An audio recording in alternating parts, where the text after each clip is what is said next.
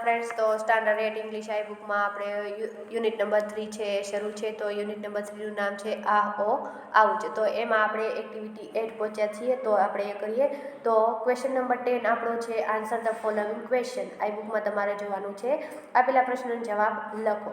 તો how many અને how much દ્વારા દેવાનો છે. તો આમાં હાઉ મેની પહેલાં આપેલું છે. થોડુંક તમારું જનરલ નોલેજ છે અહીંયા આપેલું છે. Question 1 how many month R there in a year. તો કેટલા મંથ છે એક વર્ષમાં, કેટલા મંથ આવે છે એ લખવાનું છે. તો શું છે? There are 12 month in a year. There are 12 month in a year. બીજો પ્રશ્ન છે how many day are there in a week. વીકમાં કેટલા દિવસ આવે છે એ લખવાનું છે. તો બીજો છે there are 7 day in a week. 7 દિવસ આવે છે. ત્રીજો how many hours are there in a day. તો કેટલા કલાક આવે છે એક દિવસમાં? તો કે there are 24 hours in a day. 24 કલાક આવે છે દિવસમાં. ચોથો પ્રશ્ન છે how many week are there in a year. તો there are 52 weeks in a year. તો કેટલા વીક આવે છે? તો કે 52. હવે છે પાંચમો પ્રશ્ન આપેલો છે how many minutes R there in an horse. એક કલાકમાં કેટલી મિનિટ આવે છે? તો કે there R 60 minutes in a horse. તો અહીંયા આપણે જોઈ લીધી એક્ટિવિટી 8. હવે એક્ટિવિટી 9 છે એ જોવાની છે આપણે.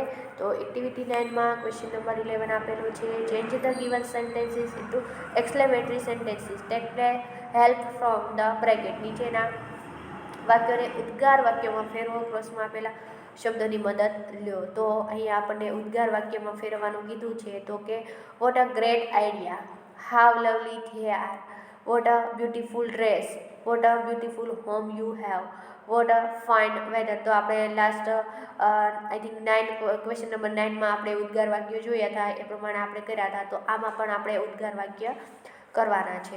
તો પેલો છે you have a beautiful home. તમારી પાસે એક સરસ ઘર છે. તો શું નીકળી જાય કોઈ પણ જોવે તો મોઢામાંથી? તો કે ઉદ્ગાર ચિહ્ન તો નીકળે જ. તો કે what a beautiful home you have. તો ક્યાં છે આપણો આ જવાબ? તો કે અહીંયા પેલો જવાબ બ્રેકેટમાંથી આ રીતે છે લખવાનો. What a beautiful home you have. હોમનો ઉદ્દેશ થયો એટલે અહીંયા આપણે જોઈએ તો આપણે સરપ્રાઈઝ થઈએ તો આ બોલી જાય, નીકળી જાય મનમાંથી. તો બીજો છે ધે આર સો લવલી. તો હાવ લવલી ધે આર. તો શું આવશે? હાવ લવલી ધે આર. લવલી શબ્દ અહીંયા આપેલો છે તો અહીંયા પણ આપેલો છે કેવું સુંદર છે. ત્રીજું it is a great idea. તો હવે આપણે જોઈએ તો અહીંયા પેલું જ આપેલું છે વોટ અ ગ્રેટ આઈડિયા. તો ઉદ્ગાર ચિહ્ન સ્વરૂપે આપણને અહીંયા ઉપર આપી દીધેલા છે એટલે આપણને ખ્યાલ પણ આવે છે. ચોથો છે આપેલો પ્રશ્ન તો કે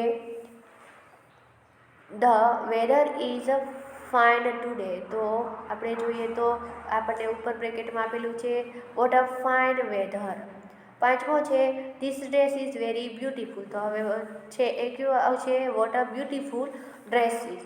તો આપણે અહીંયા ક્વેશ્ચન નંબર 10 અને 11 જોયા. તો ક્વેશ્ચન નંબર 12 આપેલો છે તમારે write an essay on forest in your notebook. Forest વિશે તમારી નોટબુકમાં નિબંધ લખો. તો આ નિબંધ છે એ તમારે તમારી નોટબુકમાં લખવાનો રહેશે. એટલે કે 4 લાઇન બુકમાં લખવાનો રહેશે. તો આપણે જોઈ લઈએ ફોરેસ્ટ જંગલ. Forest are one of the important nature resource. એ નેચર એટલે પ્રાકૃતિક વાતાવરણમાં એક મહત્વનો ભાગ ભજવે છે. Forest are green as they have many type of vegetation such as tree, plant, shrub, grass etcetera. તો ફોરેસ્ટમાં જંગલમાં આવું બધું હોય છે. તો કે વેજીટેશન સચ એજ વેજીટેબલને લગતું સચ એજ તો કે ટ્રીઝ ઝાડ, પ્લાન્ટ્સ છોડ, શ્રબ, પછી ગ્રાસ ઘાસ એક્સેટ્રા ઘણું બધું હોય છે. They do not have only plant but they also have a very of animals. તો કે જંગલમાં ખાલી એ પ્લાન્ટ હોતા નથી પણ શું હોય છે? અલગ અલગ પ્રાણીઓ પણ હોય છે. They are cold wild animal. આપણે એને શું કહીએ છીએ? વાઇલ્ડ એનિમલ એને કહીએ છીએ, ખતરનાક પ્રાણી કહીએ છીએ. નેક્સ્ટ પેજ ઉપર આપેલો છે forest are very useful for us. Forest છે, જંગલ છે, આપણા માટે યુઝફુલ ઉપયોગી પણ રહે છે. તો કઈ રીતે? They are known as the lung of the earth as they clean air and provide us a fresh air. તો એ ફેફસા તરીકે, પૃથ્વીના ફેફસા તરીકે જાણીતું છે. તે ક્લીન એર, શુદ્ધ હવા આપે છે, પ્રોવાઈડ અસ ફ્રેશ એર, અને શુદ્ધ હવા પણ એ આપે છે, સાફ અને શુદ્ધ હવા આપે છે.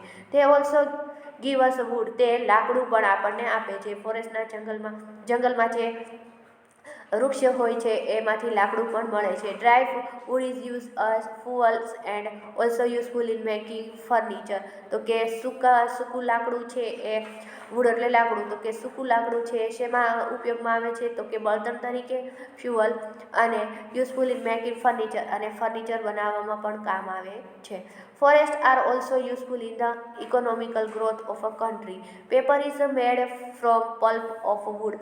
ફોરેસ્ટ છે એમાંથી જે ઝાડ છે એ પલ્પ છે, એનો ઝાડનો જે અંદરનો ભાગ હોય છે એ લાકડાનો ભાગ હોય છે, એમાંથી શું બને છે? પેપર બને છે. તે પ્રોવાઈડ અસ હની. તે હની પણ આપે છે, લાખ, ગમ્સ એક્સેટ્રા, આ બધી વસ્તુ પ્રોવાઈડ કરે છે. તે ઓલ્સો પ્રોવાઈડ અસ મેડિકનલ હર્બ્સ. એટલે કે અમુક વૃક્ષ હોય છે એ કેવા હોય છે? ઔષધિને લગતા પણ હોય છે જંગલમાં. Many animals live in forest. ઘણા બધા પ્રાણીઓ ફોરેસ્ટમાં રહે છે. તે maintain the food chain and balance the nature. તેઓ જે છે એ ખોરાકનું ખાય છે અને એનું નેચરનું ધ્યાન પણ રાખે છે. Thus forest are most important for mankind and for other living being. માનવજાત માટે અને બીજા જીવજંતુ કે જે પ્રાણીઓ માટે પણ છે, જીવતા પ્રાણીઓ માટે પણ એ ફોરેસ્ટ એ ઉપયોગી નીવડે છે અને જરૂરી છે.